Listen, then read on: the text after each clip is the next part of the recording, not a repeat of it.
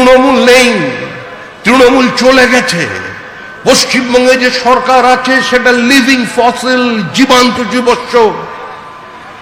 এই জীবন্ত জীবাশ্মকে একদম সম্পূর্ণরূপে বিসর্জন দেবার জন্য আজকে এই জেলার মানুষকে, এই জেলার বিজেপির সমস্ত কর্মীদের আজকে সংঘবদ্ধ হতে হবে।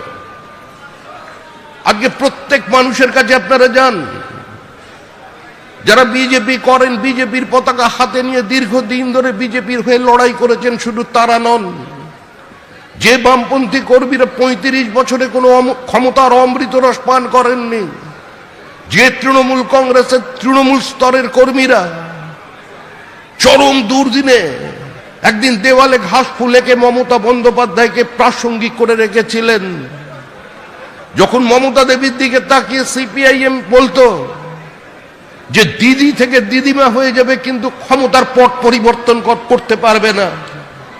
আগামী 100 বছর পশ্চিমবঙ্গের মাটি থেকে বাম ফ্রন্টকে কেউ সরাতে পারবে না।